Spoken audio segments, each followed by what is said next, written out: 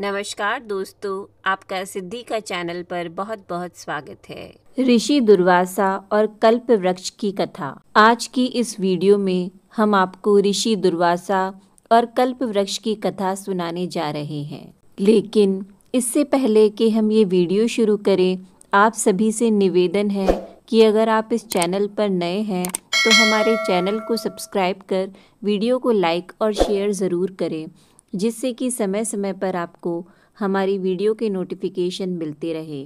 तो चलिए शुरू करते हैं वीडियो को। एक समय जब श्री रामचंद्र जी का दर्शन करने के लिए अपने 60,000 शिष्यों सहित दुर्वासा ऋषि अयोध्या को जा रहे थे, तब मार्ग में जाते हुए दुर्वासा ने सोचा कि मनुष्य का रूप धारण कर यह तो विष्णु जी ही संसार में अवतीर्ण हुए हैं।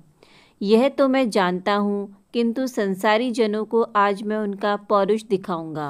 अपने मन में ऐसा विचारते हुए वे अयोध्या आए और नगरी में प्रवेश कर सबको साथ लिए भगवान के भवन के 8 चौकों को लांघकर पहले सीता जी के भवन में पहुँचे।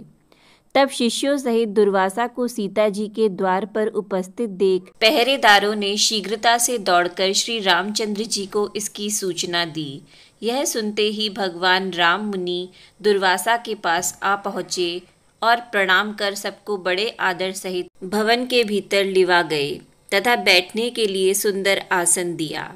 तब आसन पर बैठते ही दुर्वासा ने मधुर वचनों में श्री रामचंद्र जी से कहा कि आज 1000 वर्ष का मेरा उपवास व्रत पूरा हुआ है। इस कारण मेरे शिष्यों सहित मुझे भोजन कराइए और इसके लिए आपको केवल 1 मुहूर्त का समय देता हूँ। साथ ही यह भी ज्ञात रहे कि मेरा यह भोजन जल, धेनु और अग्नि की सहायता से प्रस्तुत न किया जाएगा। केवल 1 मुहूर्त में ही मेरी इच्छा अनुसार यह भोजन, जिसमें विविध प्रकार के पकवान प्रस्तुत हों, मुझे प्राप्त हो। इसके अतिरिक्त यदि तुम अपने गृहस्थ धर्म की रक्षा चाहो तो शिव पूजन निमित्त मुझे ऐसे पुष्प मंगवा दो कि जैसे पुष्प यहाँ अब तक किसी ने न देखे हों।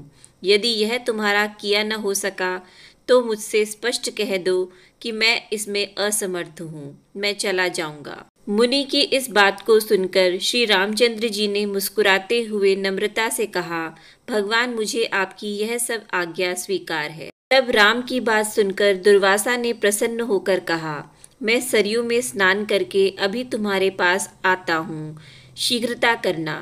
तुम्हारे लिए सब सामग्रियों को प्रस्तुत करने के लिए अपने भाइयों तथा सीता को शीघ्रता के लिए कह देना।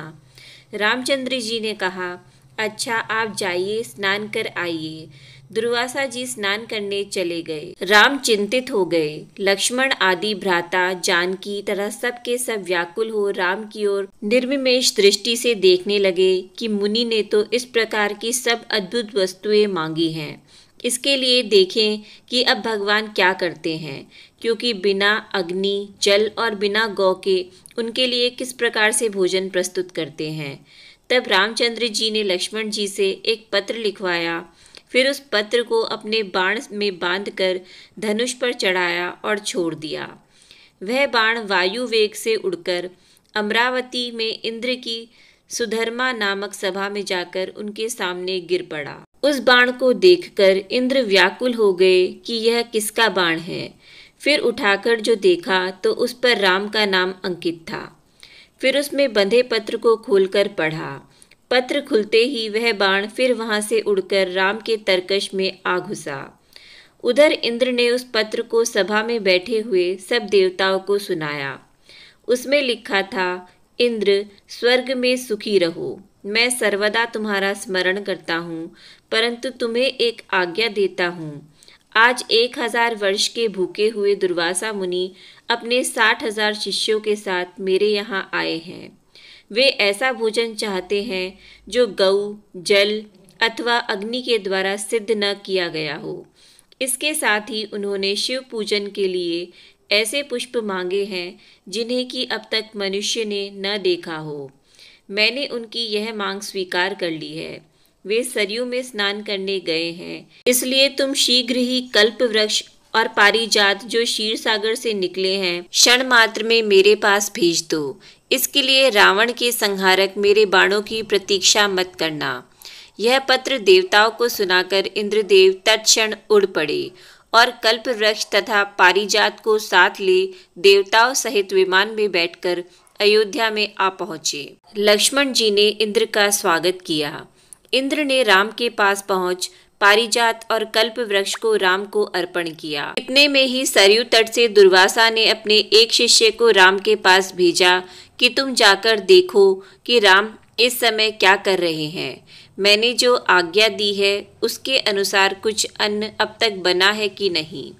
अब तक वैसे ही चिंता मग्न हैं या कुछ कर रहे हैं। यदि मेरी आज्ञा अनुसार पकवान प्रस्तुत कर रहे हैं तो अब तक कितनी सामग्री तैयार हुई है, यह सब तुम चुपके से देखकर मेरे पास आओ। तब जो आज्ञा ऐसा कहकर वह शिष्य राम के भवन में आया। देखा तो कल्प वृक्ष और पारिजात से युक्त देवताओं की मंडली में राम विराजमान है। यह देखकर उस शिष्य ने शीघ्र ही दुर्वासा के पास जाकर वह समाचार कह सुनाया। शिष्य की यह बात सुनकर दुर्वासा को आश्चर्य हुआ। स्नान कर शिष्यों को साथ ले दुर्वासा ऋषि श्री रामचंद्र जी के सुंदर भवन में आ पहुँचे। दुर्वासा जी को आया देख देवताओं सहित राम ने उठकर उन्हें तथा उनके सब शिष्यों को बड़े आदर के साथ प्रणाम किया और उत्तम आसन पर बिठाकर सीता तथा लक्ष्मण आदि के साथ उनकी पूजा की।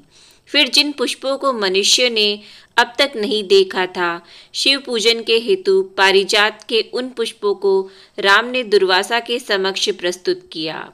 उन पुष्पों को देख मुनि दुर्वासा ने एक बार तो आश्चर्य किया, किंतु मौन भाव से उन्हें ग्रहण कर शिव जी तथा अन्य देवताओं की उन पुष्पों से पूजा की। फिर उसी क्षण श्री रामचंद्र जी ने लक्ष्मण तथा सीता आदि को सब भोजन परोसने की आज्ञा दी। तब दिव्य अलंकारों से विभूषित सीता ने कल्प वृक्ष और पारिजात की पूजा कर अनेक पात्रों को लाकर उनके नीचे रख दिया और वह प्रार्थना करती हुई इस प्रकार बोली कि हे क्षीर सागर से उत्पन्न होने तथा देवताओं के मनोरथों को पूर्ण करने वाले कल्प वृक्ष, आज शिष्यों सहित हमारे यहाँ आए हुए दुर्वासा को तुम संतुष्ट कर दो। तब सीता की इस प्रकार कहते ही कल्प वृक्ष ने पल मात्र में वहां रखे हुए करोड़ों पात्रों को अनेक प्रकार की खाद्य सामग्रियों से पूर्ण कर दिया। फिर तो उन सब अन्नों को उर्मिला सहित सीता ने स्वर्ण के पात्रों में रख रख कर दुर्वासा के समक्ष परोस दिया। फिर तो रामचंद्र ने निवेदित दुर्वासा ने अपने शिष्यों के साथ बड़े प्रेम से वह सब भोजन किया। फिर हाथ मुंह धो तांबूल तथा दक्षिणा ली। तो दोस्तों, कैसी लगी आपको हमारी ये वीडियो? नीचे कमेंट बॉक्स में ज़रूर बताएं। वीडियो पसंद आया हो तो वीडियो को लाइक और शेयर ज़रूर करें और हमारे चैनल को सब्सक्राइब करना न भूलें। आपका वीडियो देखने के लिए बहुत बहुत धन्यवाद।